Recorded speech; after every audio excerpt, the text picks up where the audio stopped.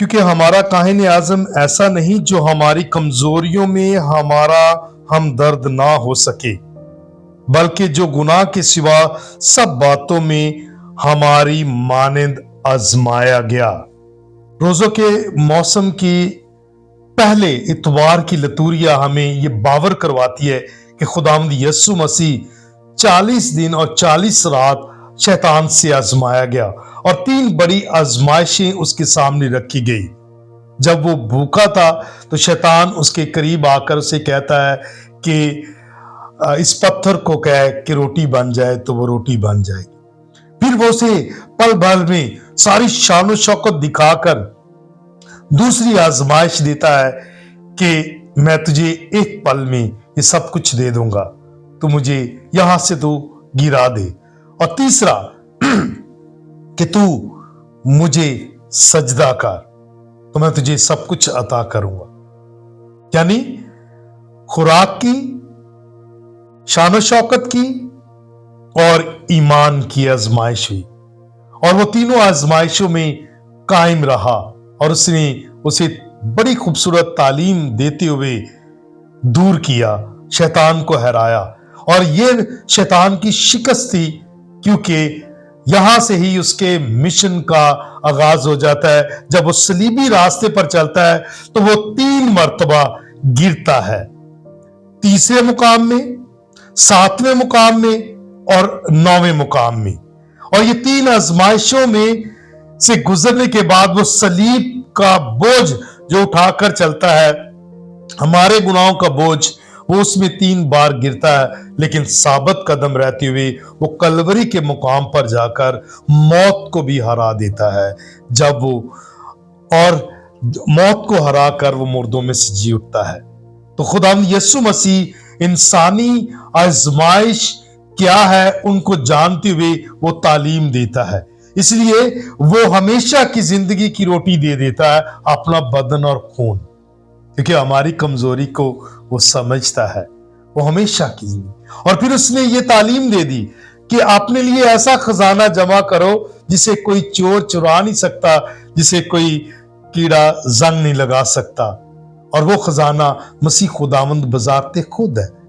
اور تیسری اس نے ایمان کے لحاظ سے کہہ دیا کہ تو جو مجھے دیکھتا ہے وہ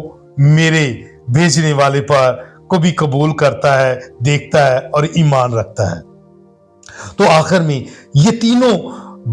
آزمائشیں یسوع کو کمزور نہیں کرتی، اور یسوع کی ثابت قدمی ہمیں یہ ایمان کی مضبوطی عطا کرتی ہے اور طاقت دیتی ہے کہ ہم اپنی انسانی آزمائشوں کا مقابلہ کر سکتے ہیں اگر یسوع ہم میں ہے اور ہم یسوع میں پیوست ہیں۔ اس لیے یہ بہت خوبصورت تعلیم ہمیں آج کی تینوں تلاوتوں میں دی جاتی ہے کہ ہم آزمائش میں قائم رہیں۔ جب یسوع میں قائم رہیں گے تو کوئی آزمائش ہمیں کمزور نہیں کر سکتی، گرا نہیں سکتی، یسوع سے دور نہیں کر سکتی۔ اس لیے اس دنیا کی دولت پر بھروسہ نہیں کرنا چاہیے، اس دنیا کی شان و شوکت پر بھروسہ نہیں کرنا چاہیے، اور اس دنیا کے جو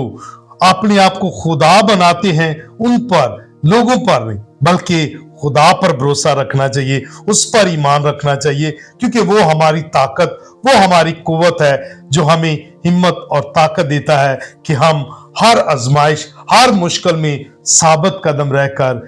آگے بڑھ سکتے ہیں۔ اور یہ روزوں کا موسم ہمیں یہ موقع فراہم کرتا ہے کہ ہم یسوع مسیح کے مزاج کو اپنائیں،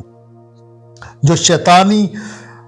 قوتوں سے لڑتا ہے، یہاں تک کہ اس بڑے خوف کو بھی ختم کر دیتا ہے جو شیطانی آزمائشوں سے آتا ہے، اور سب سے بڑھ کر موت کے خوف کو بھی ختم کر دیتا ہے، اور وہ موت پر فتح حاصل کر کے ہمیں یہ دعوت دیتا ہے کہ جو مجھ پر ایمان رکھتا ہے وہ ہمیشہ تک زندہ رہے گا۔ تو ہمیشہ کی زندگی کے لیے ہمیں اپنے خداوند کے ساتھ چلنے کی ضرورت ہے، اس کے نقش قدم پر چلنے کی ضرورت ہے، اس کے بدن اور خون کو پاکیزہ طور سے راست باز ہو کر لائق طور پر حاصل کرنا چاہیے، اور اس کے کلام کو